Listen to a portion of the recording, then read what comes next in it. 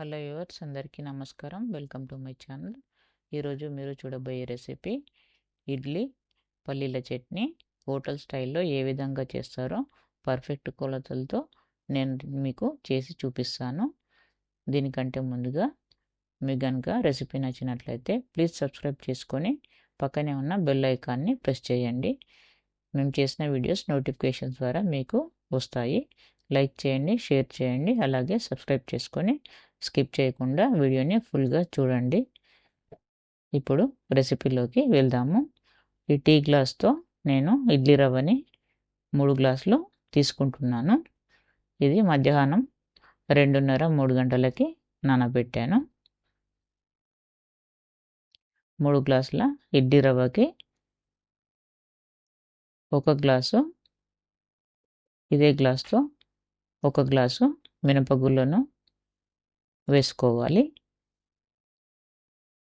వేసుకొని 3 సార్లు కడగాలి.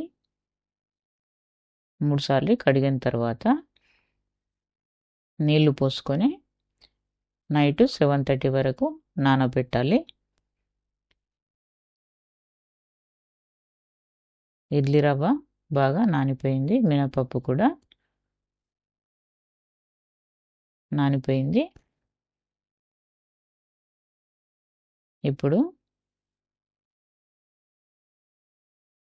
వీటిని మిక్సీ పట్టుకోవాలి. ఇందులో ఉన్న వాటర్ని వాష్ చేయాలి. ప్లీజ్ సబ్స్క్రైబ్ చేసుకొని వీడియో చూడండి. ఇప్పుడు ఇందులోంచి వాటర్ తీసేసాం కదా, ఒక మిక్సీ జార్లోకి ఈ మినపగుళ్ళను ఇందులో పట్టేటన్ని వేసుకొని మిక్సీ పట్టుకోవాలి. 2 వాయిల కింద వస్తుంది పప్పు. ఈ విధంగా వేసుకొని పేస్ట్ లాగా మెత్తగా మిక్సీ పట్టుకోవాలి.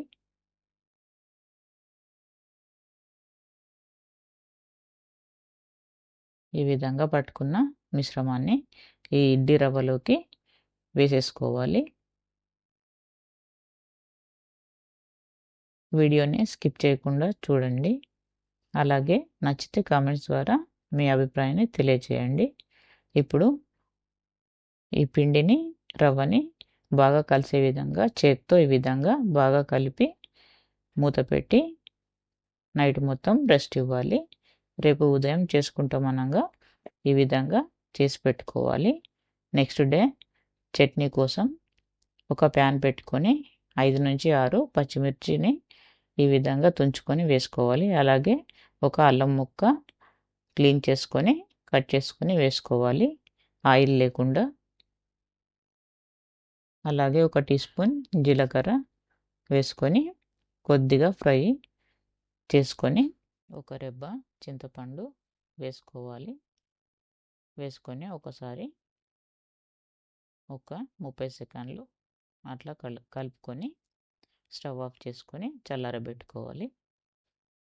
చల్లారిన తర్వాత మిక్సీ జార్లోకి ఇవన్నీ వేసి ఒకసారి తిప్పుకోవాలి. ఇప్పుడు చట్నీకి సరిపడా ఉప్పు వేసుకోవాలి. తగ్గితే మళ్ళీ వేసుకోవచ్చు.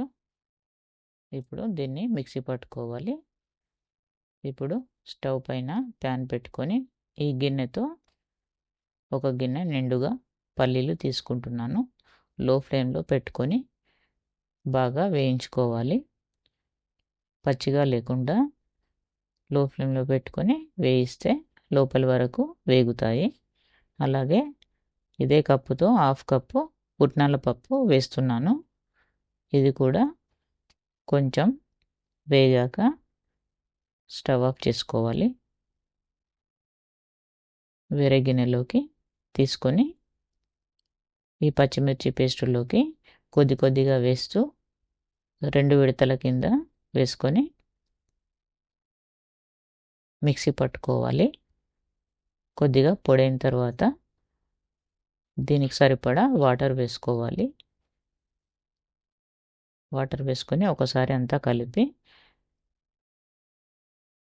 మరోసారి మిక్సీ పట్టుకొని ఈ విధంగా మెత్తగా పేస్ట్ లాగా వచ్చేటట్టు చేసుకోవాలి. ఇది వేరొక గిన్నెలోకి తీసుకోవాలి. అలాగే రెండోసారి కూడా ఈ విధంగానే మిక్సీ పట్టుకోవాలి. ఇప్పుడు దీన్ని పోపు చేయడానికి ఒక ప్యాన్ పెట్టుకొని 1 టేబుల్ స్పూన్ ఆయిల్ వేసుకొని ఇందులో మినపప్పు, అలాగే జీలకర్ర, ఆవాలు, ఒక 4 ఎండుమిర్చి తుంచుకొని వేసుకోవాలి.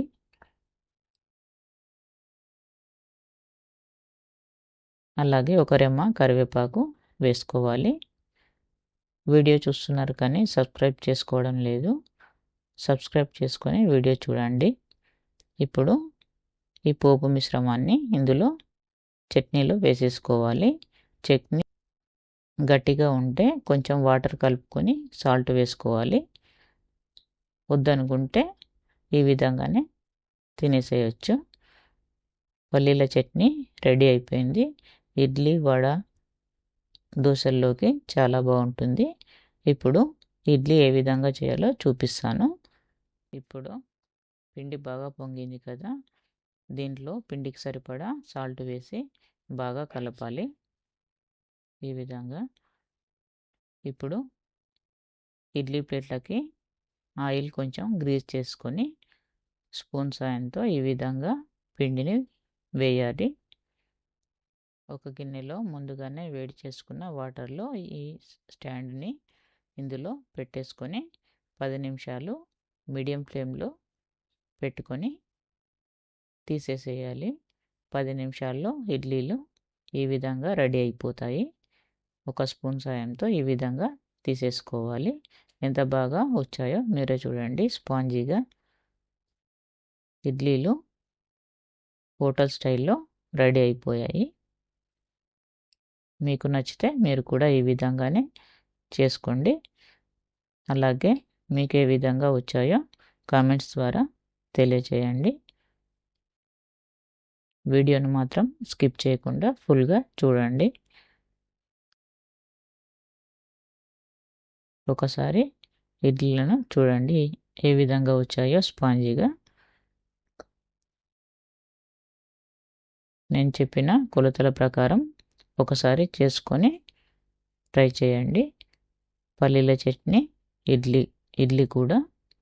Thank you for watching. Please do subscribe.